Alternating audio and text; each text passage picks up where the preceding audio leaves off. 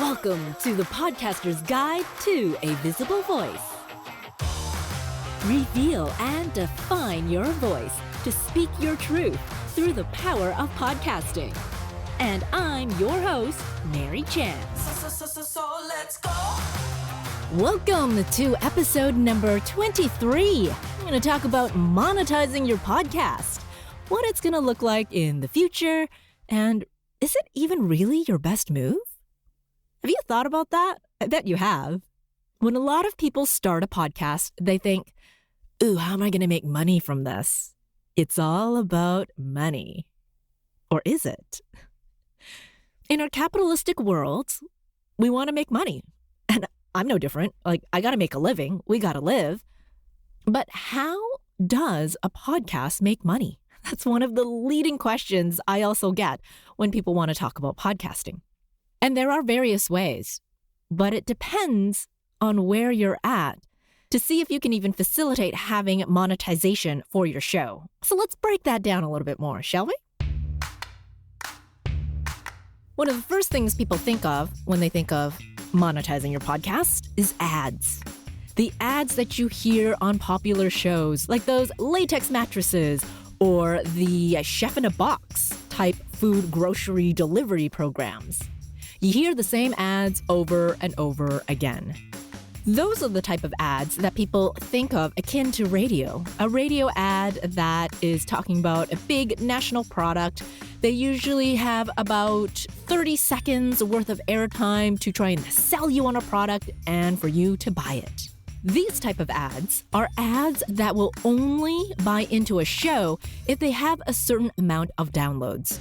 And when they're looking at downloads, they're looking at what your episode is doing in the first 30 days from the publishing of that episode. These advertisers are looking for big download numbers, and I am talking in the thousands. So if you don't have that, you probably won't be able to get any of that money and monetize your show that way, especially if you are starting out and you don't have a big following or audience already. So a lot of the people that I work with are independent podcasters, and yet you can still make money from it. One of my clients is going to reach out by herself to see if local companies will partner with her. So perhaps they'll give her an item to review on the show. That also lines up with her audience as well. Because if your audience isn't interested in the product you're trying to sell, your advertiser is not going to be happy with it. That client is going to say, well, what was the whole point of all of this? Why did I spend money if your audience isn't even going to line up with my product? So if you want to approach a sponsor yourself and get some sponsorship, so whether that would be for money, a trade-off of you speaking, so the airtime that you're going to give them, and access to your audience through your podcast. So typically this is an ad where you would talk about why you love their product or service and how it's been so helpful and how it can help you as a listener as well. And that is what you're speaking about in that ad for your show. Your sponsor will then want to look at your download numbers and maybe see if there was any uptake in their product or service based on the release date of your show to see if it was even effective. That's one measurement parameter.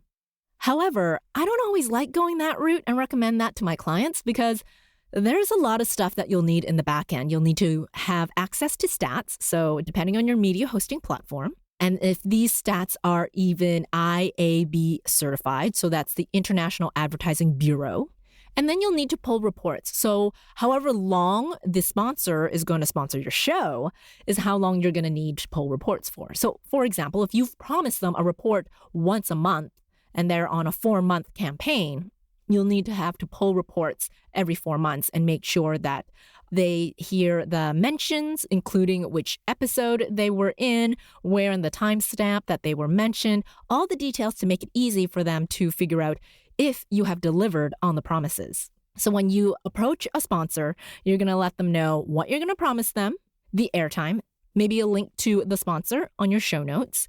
Do you have a website? Will you be inserting their logo as an ad on your website? Things like that. You want to make sure that the sponsor sees you have done all these things and kept your promises, of course, because there's going to be a contract involved.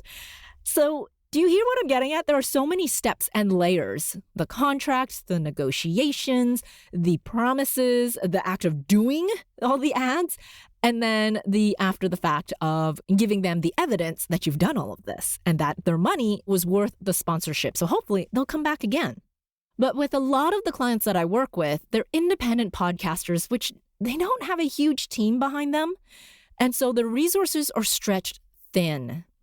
Finding sponsors, keeping in touch with them, making sure that they get everything that was promised is quite a bit of work and, honestly, almost a full-time job on its own, especially if you want recurring sponsorships all the time.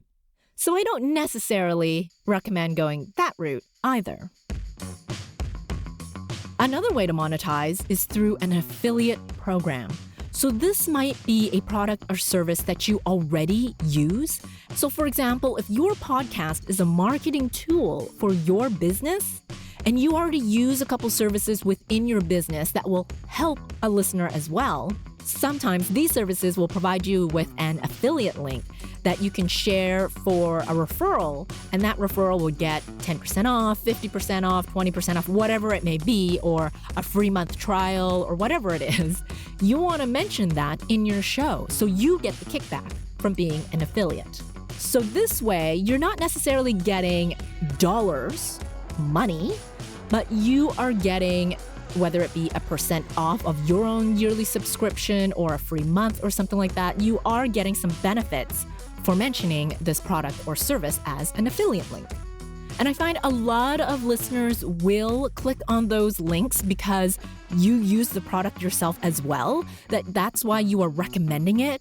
So this is akin to an endorsement. When I worked back in the radio days, a host will endorse a product and pretty much give it like its stamp of approval. And usually those type of ads worked because the listener really trusted what the host has to say. And so in the podcasting world, we don't have a difference between an endorsement and an ad. It feels like all ads that are read by the host are almost pretty much endorsements on their own. So that's why an affiliate link really, really works, because it is essentially an endorsement on this product or service that you've used before. Podcast listeners really trust the host and what they have to say. They have invested so much time listening to your show. They trust you so wholeheartedly, unlike any other form of media. So when you do have a host-read ad, whether that be for a sponsor, whether that be for an affiliate link, whatever you are advertising, there is a higher chance of conversion of your listener buying into and taking action on what you're selling. Another great way to monetize your show that people have been doing for a little while now is kind of like a Kickstarter campaign, where you are asking the listener to support your show. And in turn, you give them a lot of great bonuses and insider information that the regular public on your RSS feed won't figure out. For example, you can produce bonus episodes. So maybe behind the scenes sneak peeks of what is to come, or an extension of an existing interview, or perhaps something that has nothing to do with the podcast itself.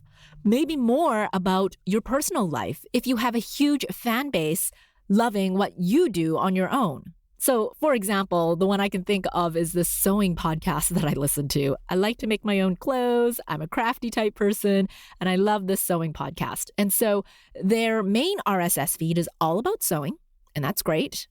But if you signed up to their Patreon level, so Patreon is another platform where it's like the Kickstarter, for a monthly fee that the hosts have decided upon, they figured what that price is. There are different tiers for me to buy into and get extra access. So one tier, like for $5, for example, I could get bonus episodes about their personal life. And because the two hosts have their own businesses, I get more behind the scenes about their businesses, which is really interesting to me as a listener. Another tier to that bonus could be $10 a month. And not only do you get the private RSS feed, so a private podcast, but maybe you'll get an additional discount code to use for their businesses and purchase their products or services. And then another tier could be adding on fun bonuses like t-shirts and stickers and pins and all the fun swag that you can have for your show. So there's different tiers and different ways for your listeners to pay for a tier to support your show. Because these fans, like I was saying earlier, they love you, they trust you, they love the show. So being a super fan, they want to help support it so it will always continue. But kind of the new way of monetizing in this sort of sphere, big platforms like Apple Podcasts and Spotify is actually taking a look at this model. In fact, they're not taking a look, they've created their own version of this model. Because to them, they know this works.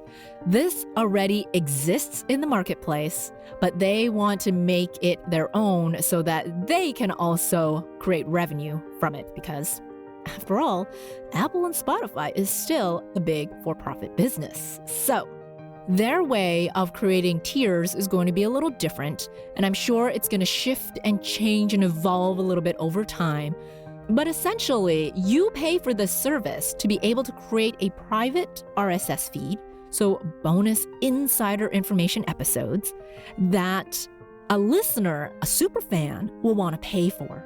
And you set that price. At least that's the model it is right now, where the host of the show can set the price for this private, all-access, superfan extra podcast. That's essentially what it is. So you have your public show that everybody listens to, and a superfan can pay into a tier to either get a bonus episode or maybe sometimes ad-free. And for a platform like Spotify, if you have one of their paid subscriptions, your music streaming service is ad-free. So in this way for podcasting, they're thinking the same thing.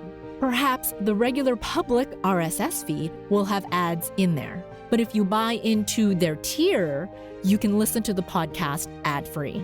So it kind of looks like that is the future of monetization for podcasts, at least in the sense of trying to either have ads or give the listeners an opportunity to listen without ads.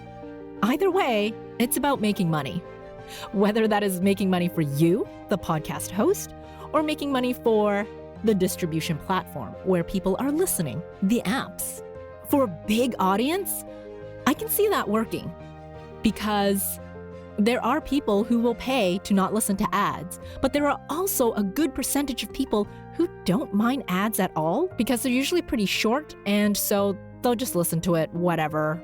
They're going to get to their main content soon anyway, and they don't mind. They're not as annoying, perhaps, like other ads, like maybe on TV or the radio, etc. So as an independent podcaster, I think you get more bang for your buck if you went and found sponsors or talked about your affiliate programs, because you do get a kickback even though it might not be physical cash coming in. However, if you want to go to the listener-backed tier route, like the new ways to listen on Apple and Spotify, with those monetization plans, they're calling them the subscriptions. If you want to subscribe and pay, it's a nice way of making money as well. But don't forget, you are going to have to pay to make this happen. So you're giving up some money and hoping in turn people will pay for it. So pros and cons to all these different ways to monetize.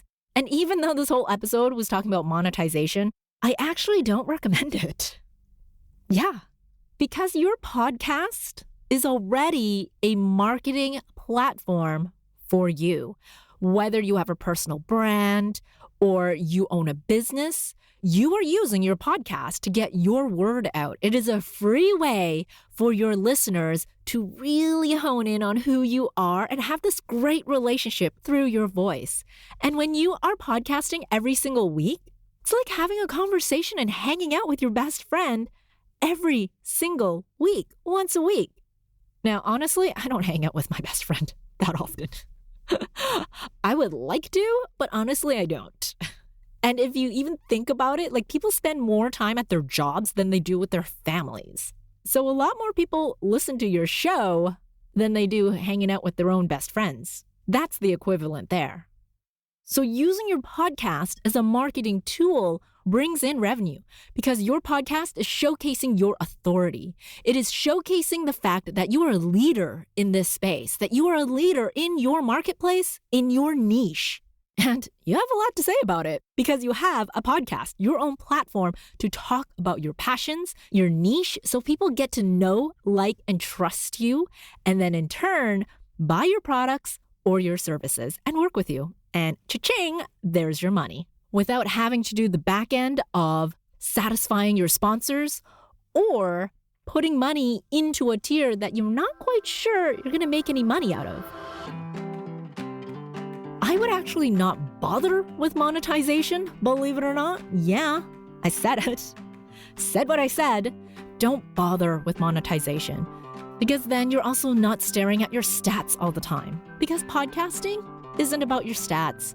Stop looking at those and just create your content. Have fun with what you're doing. And if you have great content, your listeners are going to stay with you because they want to learn and grow with whatever you are putting out there. Entertain them or educate them. Whatever it is with your podcast, your content is king. If they love what you're putting out, they'll come back each and every time. So let me know. Is monetization a thing you're thinking of? Is it something you're already doing? And what has been successful for you with that? Or not successful? I'd love to hear your tips and tricks as well and how you see monetization in the podcasting space. Let me know. Drop me a voicemail on my website, visiblevoicepodcast.com. There is a little purple button that says send voicemail. You can do that or email me, visiblevoicepodcast@gmail.com. I'd love to hear from you and hear what you think about making money with podcasts.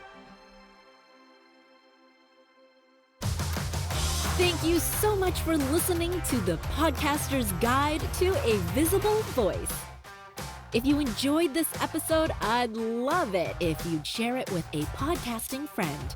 And to reveal more voicing and podcasting tips, click on over to visiblevoicepodcast.com. Until next time. Let's go.